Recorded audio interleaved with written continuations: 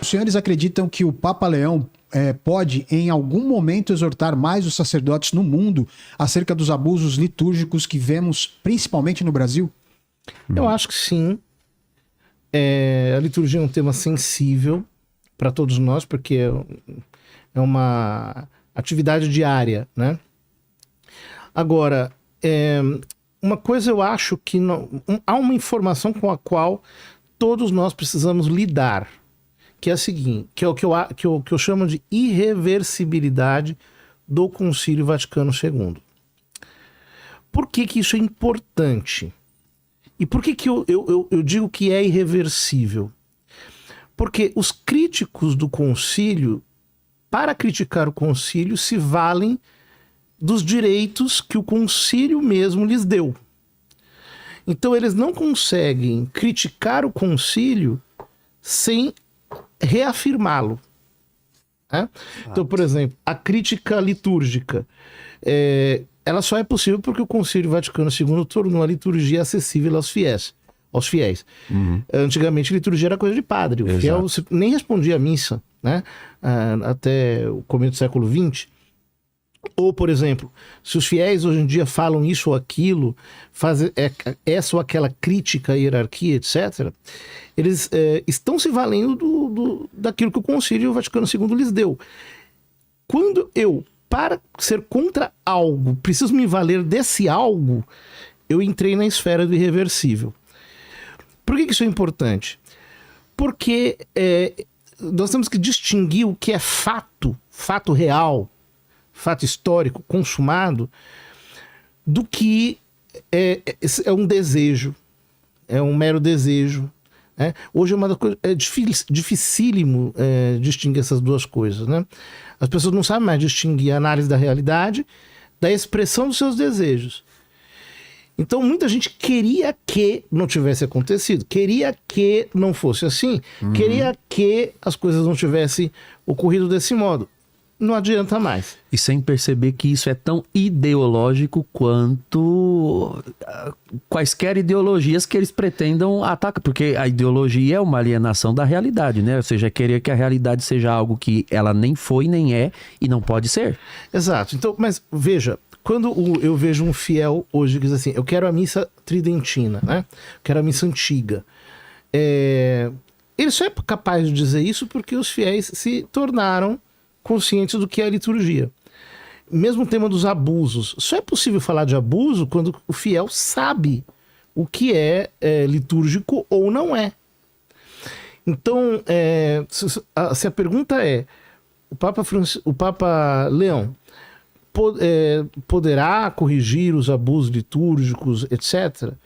Sim, mas não entenda por isso que nós vamos voltar a um passado que já é inacessível, porque a alteração que aconteceu na realidade carrega algo de definitivo. Uhum. E não é possível viver querendo que o concílio não tivesse acontecido. 60 anos depois. Ele aconteceu, ele é uma impressão histórica. Isso está impresso na história da igreja.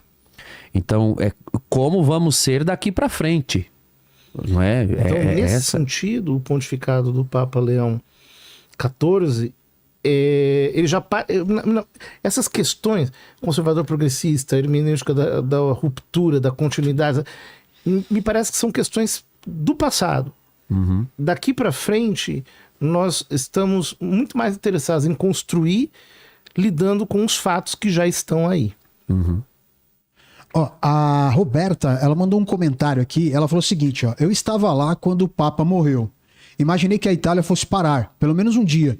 Fiquei espantada de ver tudo aberto, turistas pensando em passeio apenas.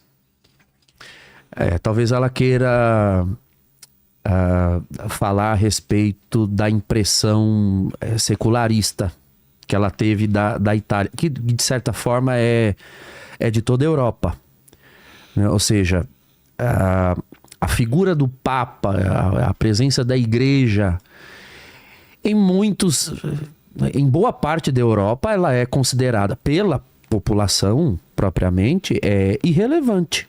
Né? Há um secularismo, um desprezo pela igreja. Né? O padre Zé Eduardo morou lá, né, um bom tempo, pode até falar bem melhor do que eu, mas é bastante evidente.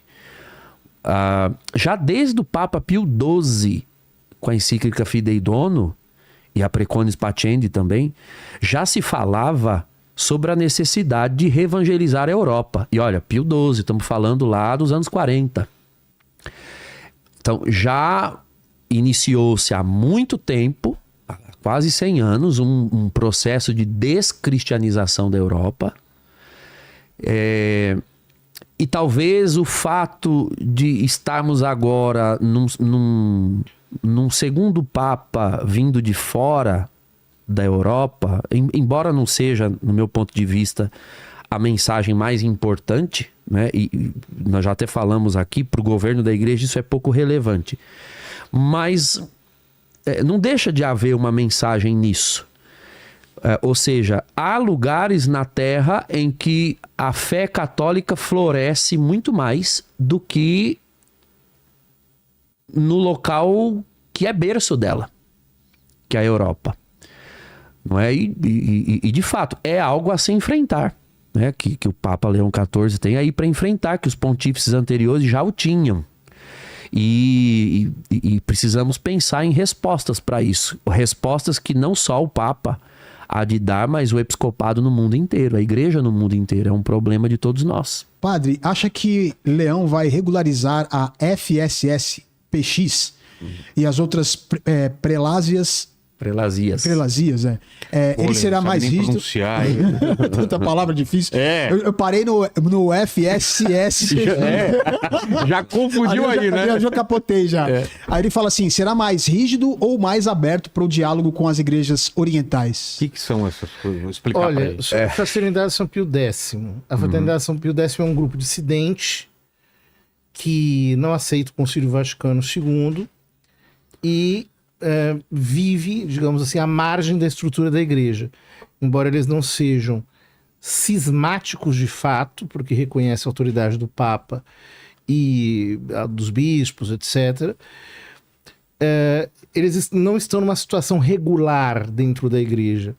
Eles não têm um status canônico dentro da igreja.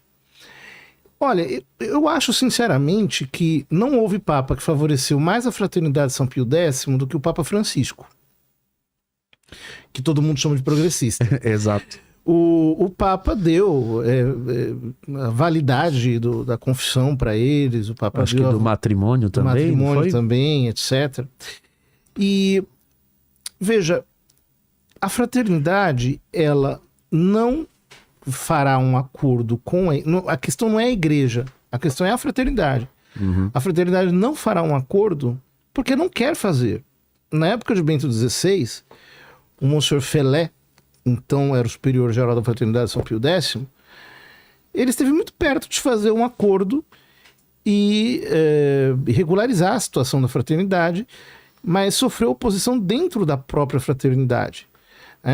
Eles dizem, nós não faremos um acordo até que a igreja se converta. É um negócio assim... É de uma intransigência, uma arrogância... enfim, então eu acho que a questão aqui, o Papa pode abrir o que ele quiser, eu acho que já foram abertas muitas portas. Eu acho que não há uma vontade real de que aconteça a reincorporação. E contra as igrejas orientais, ele deve estar falando das igrejas ortodoxas. Provavelmente. Se existe a chance de uma reunificação de todo o catolicismo, incluindo as igrejas ortodoxas. Mais uma vez, o problema aqui não é, digamos, católico. O problema é das igrejas ortodoxas entre elas mesmas. Porque elas têm dificuldades de